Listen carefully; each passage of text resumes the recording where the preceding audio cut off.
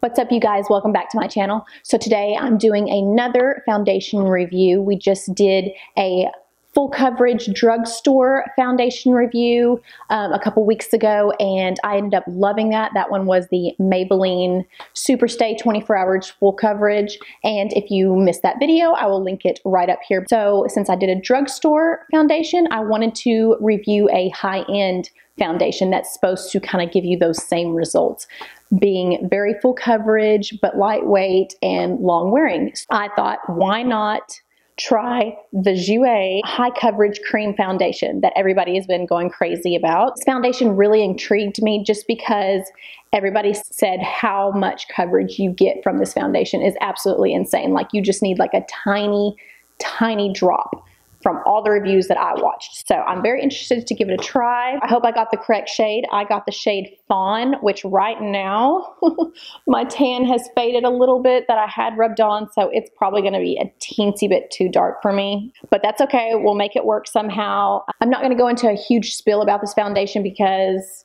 I don't want this to be a 30-minute video. I paid $38. It's supposed to be lightweight, full coverage. It's got a lot of good things like paraben-free, gluten-free, vegan-friendly, hyaluronic acid, cucumber extract, and the list goes on. So there's just a few little details on this foundation. It does come in a glass bottle. So don't mind my little Band-Aid there.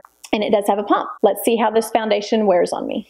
Okay, so like with any foundation video, I like to scoot you up as close as I can. Of course, I don't have the best lens right now, so this is about as close as we can get without my microphone being too far away. I'm just gonna go in with this Mario facial spray. It's got aloe, lavender, and it just makes my face feel amazing. I'm more normal to dry right now, so just keep that in mind that whether or not I love this foundation or I hate this foundation, it may work different for you because our skin type is a little bit different. I'm not like super dry to where I'm flaky, but my skin feels a little dehydrated, I guess, just because of this crazy weather that we're having in Texas where it's, 80 degrees one day and then 30 degrees the next. So the next thing I'm going to go in with is my favorite primer. I'm going to just do the exact same routine that I always do with any of my other foundations that I wear. And the next primer I always go in with is my pore primer. As I've said in all my videos, I absolutely have to use a pore primer when wearing my foundations. I just do not like those little holes in my face, and I just don't see how some of these people can get away without using this. I mean, my foundation looks horrible if I do not use a pore primer. I'm not trying to be high maintenance using two different primers, but I just have pores. I just gotta use them. So as I said in my last video when I was testing out the full coverage foundation from Maybelline, I always get a little nervous when I'm using full coverage foundations just because I do have fine lines and wrinkles. When I use full coverage foundations, they tend to settle in those areas. Now the Maybelline one was perfect. It is my all-time favorite right now. It worked great for me. So I'm really hoping that the Jouer one can do that as well. I'm not gonna go in super heavy-handed with this like I've seen some people, especially since it's a high coverage foundation. I don't have a whole lot of crazy acne that I need to cover up. I do have a little bit of texture on my skin, a few little spots where I'm broken out, just here, here, here. Nothing major with my skin right now. I'm not going to use more than a pump, and we'll see how long that lasts. Do it on the back of my hand. So that is about a pump right there. It is kind of runny, so it's not super thick. Now I'm just going to warm that with my finger because I always like to warm foundation, and I'm just going to dot. Just because that's usually how I apply my foundations.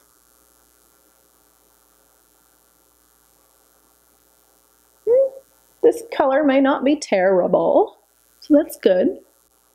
It feels very lightweight just by touching it, I will say that. Use a sponge on one side of my face, and then I'm going to use a brush on the other. I'm going to start out with the sponge. This is a Morphe sponge, and I just ran it under the water just a little bit and squeezed it out.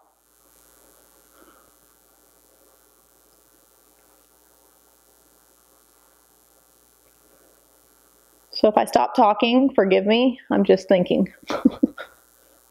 Gathering my thoughts. That is so crazy how that little bitty amount is already covered. I will say it does dry down to a matte finish, but not super matte, and it doesn't feel like a full coverage foundation. It's not super heavy feeling, so that's amazing. And it did give me pretty good coverage. All right, let's blend out this other side here. And this is a Morphe M43, I always forget it, 39, M439. I'm just gonna stipple that.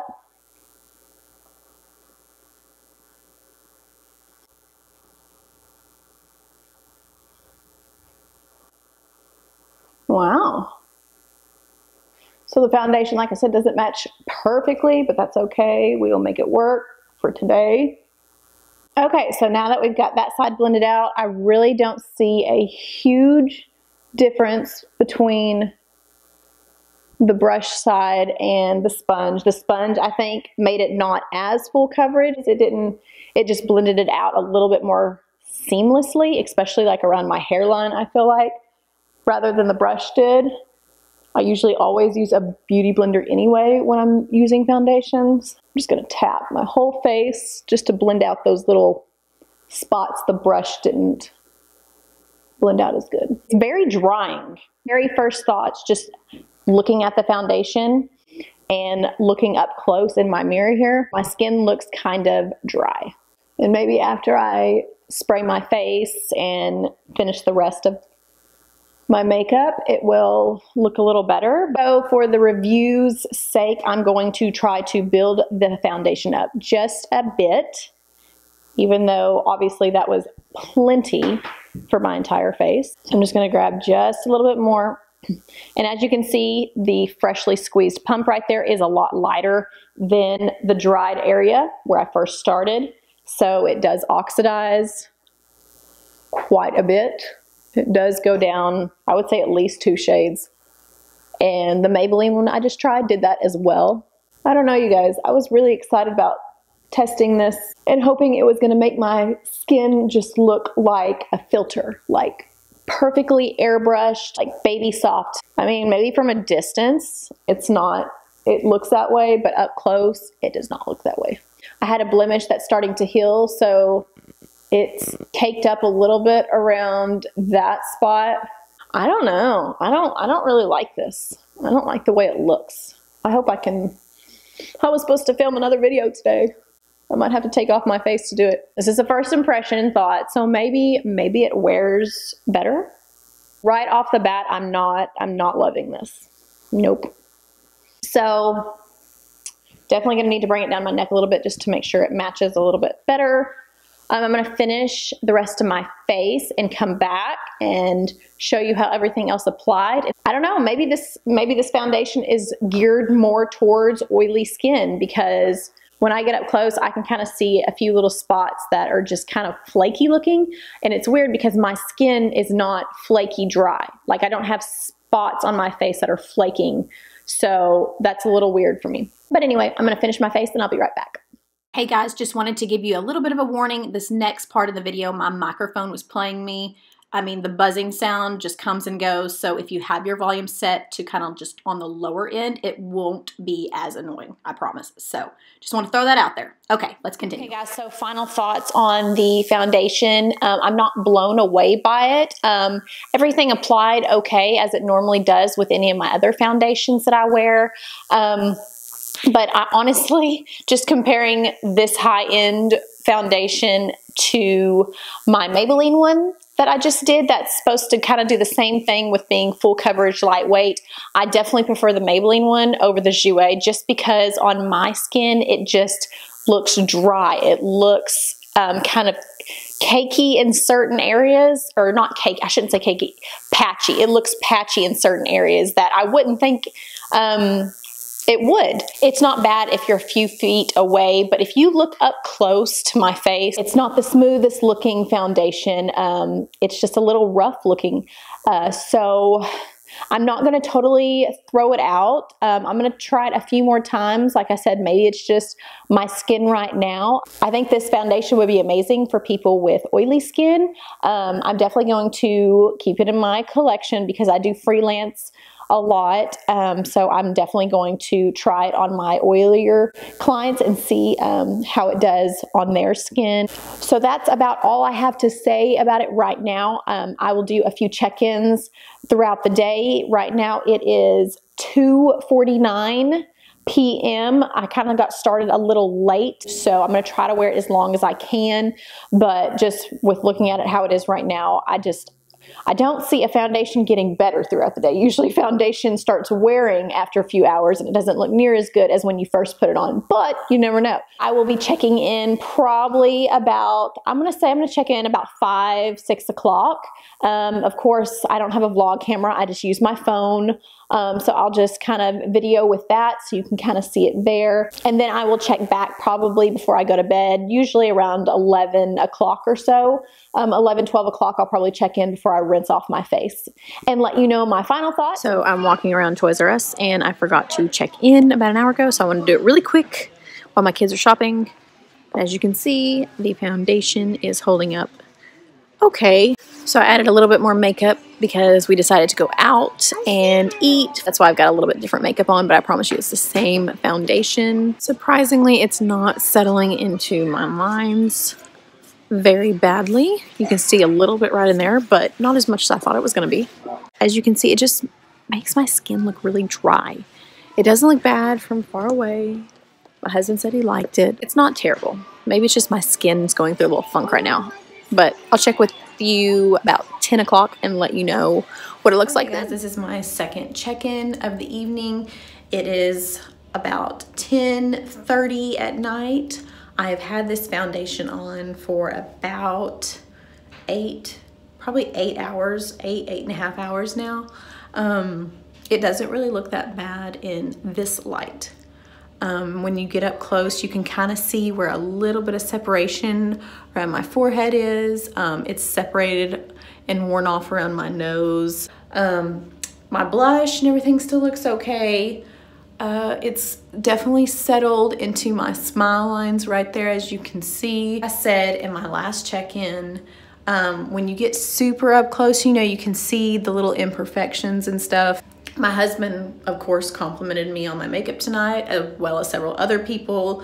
So it's not as bad as what I initially thought. Otherwise, my husband would definitely be brutally honest and telling me, hey, your face looks like. So he didn't say that, but to me, I do see a few little areas where it's just bothering me.